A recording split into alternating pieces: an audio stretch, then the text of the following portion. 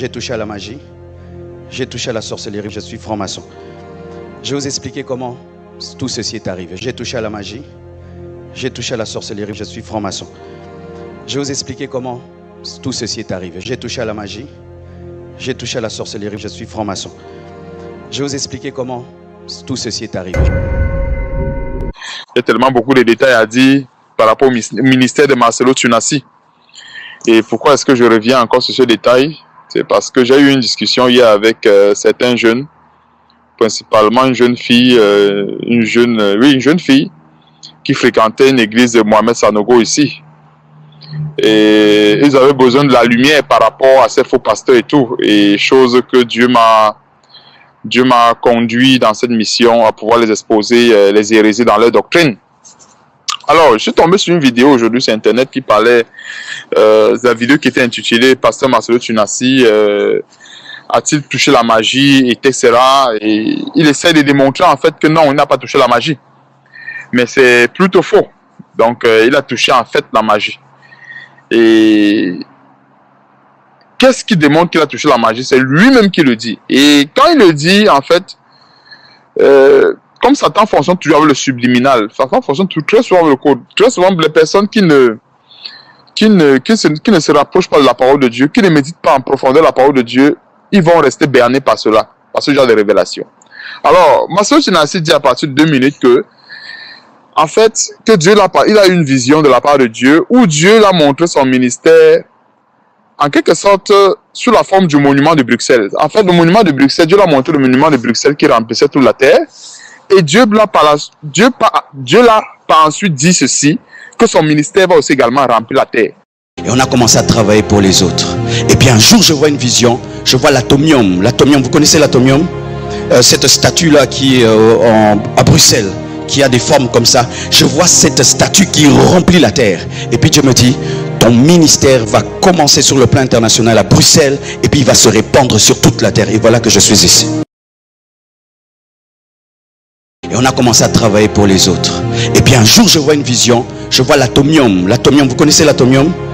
Cette statue-là qui est à Bruxelles, qui a des formes comme ça. Je vois cette statue qui remplit la terre. Et puis Dieu me dit, ton ministère va commencer sur le plan international à Bruxelles, et puis il va se répandre sur toute la terre. Et voilà que je suis ici. Donc, on peut faire un parallèle, une similitude entre le monument de Bruxelles, qui remplit toute la terre, et son ministère aussi également qui va prendre de l'expansion et remplir également toute la terre. Alors, ce qui a lieu de souligner déjà d'entrée de jeu, c'est que tout ce qui est statuette dans la parole de Dieu n'a jamais glorifié Dieu. Il y a une pléthore de versets qui le démontrent. Ce ne sont même pas des versets qui manquent pour démontrer qu'en fait, tout ce qui est statuette ne glorifie pas Dieu. Que ce soit la statue de Nebuchadnezzar, que ce soit chez Gédéon qui a eu à renverser la statue de son père, en fait, Dieu avait donné cette recommandation ferme à ses enfants, à savoir, quand ils devaient rentrer en possession d'un pays que l'Éternel devait mettre à leur disposition, ils avaient le devoir de détruire les statues de ce pays.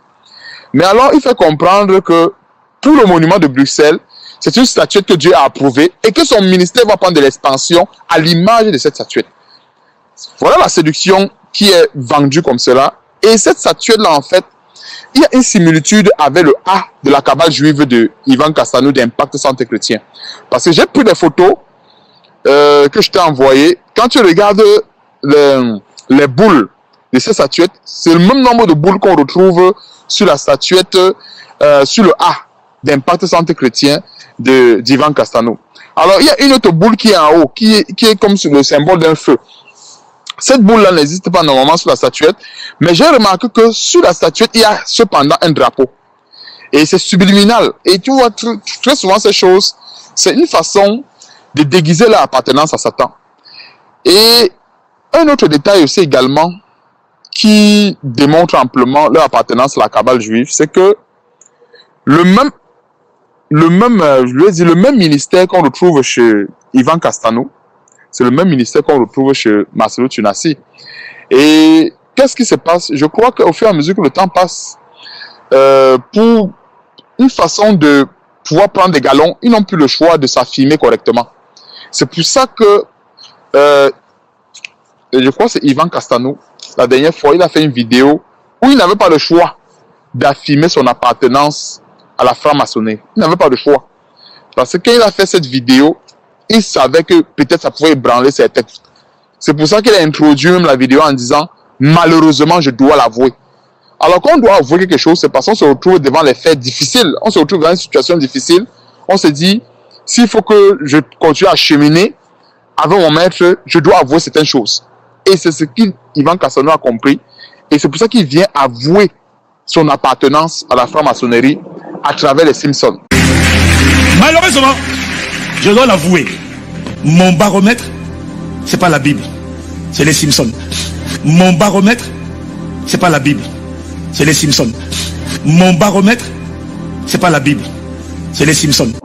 Donc voilà un peu, je crois, le détail, si je me souviens bien, que je voulais partager avec toi en ce qui concerne la similitude quelque part entre le ministère de Marcellus Sunassi et le ministère d'Ivan Cassano. C'est quasiment, c'est la même chose. Il n'y a rien. En fait, tous ces pasteurs, ils ont tous le même ministère.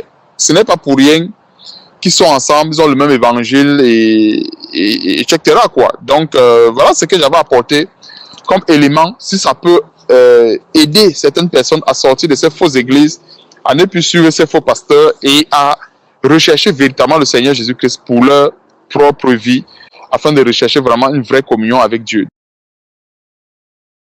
Ce détail vraiment qui est vraiment très important, c'est-à-dire le détail qui montre vraiment la similitude entre son ministère et la cabale juive, entre son ministère et le ministère d'Ivan Cassano, et entre son ministère également et la franc-maçonnerie, entre son ministère aussi également et cette statuette qui n'est rien d'autre que l'œuvre des francs-maçons, parce que tout ce que nous voyons sur la terre ici, là, c'est vrai que la Bible dit que la terre appartient au Seigneur, mais spirituellement parlant, les œuvres que les hommes ont posées, bien les actes que les hommes ont posés sur cette terre, ce sont les actes de rébellion. D'ailleurs, je vais terminer avec ce point que j'avais oublié.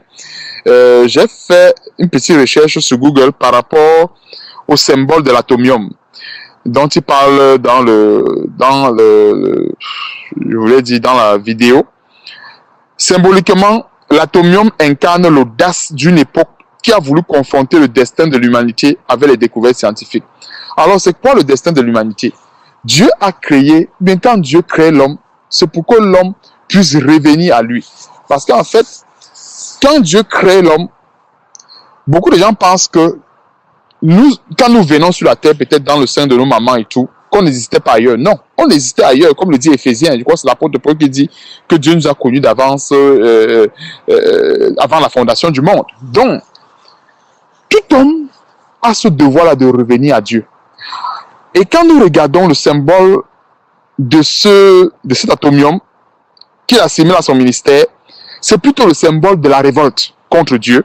C'est plutôt le symbole de l'audace contre Dieu. Et c'est ce qu'on voit ici. Symboliquement, l'atomium incarne l'audace d'une époque qui a voulu faire quoi? Confronter le destin de l'humanité avec les découvertes scientifiques. C'est quoi le destin de l'humanité? C'est de croire au Seigneur Jésus-Christ. Jean 3, chapitre 16. Car Dieu a tant aimé le monde et il a donné son Fils unique afin que quiconque croit en lui ne périsse point, mais qu'il ait la vie éternelle. Donc le destin de l'humanité, en fait, c'est de revenir à Jésus-Christ, c'est de revenir à Dieu, c'est de croire en Dieu afin de ne point périr. Voilà le destin de l'humanité.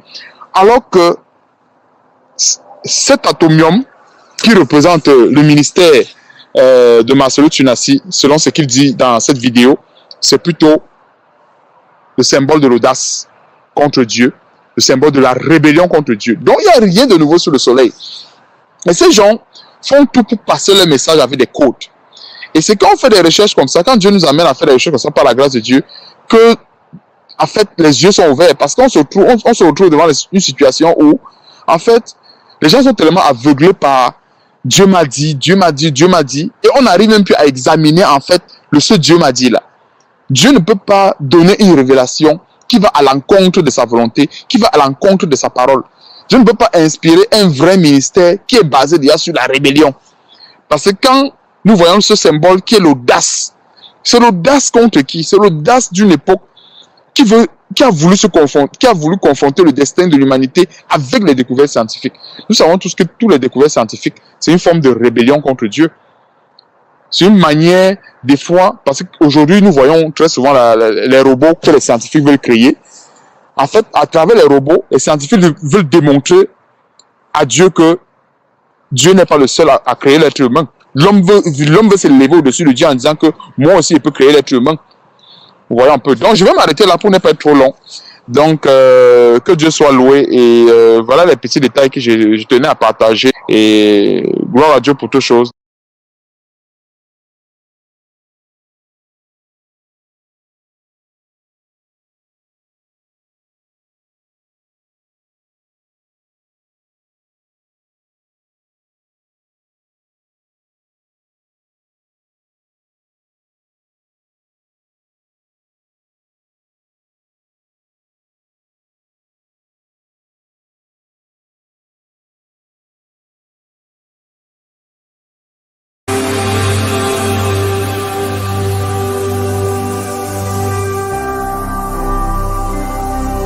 Jésus-Christ TV, vous connaîtrez la vérité et la vérité vous affranchira.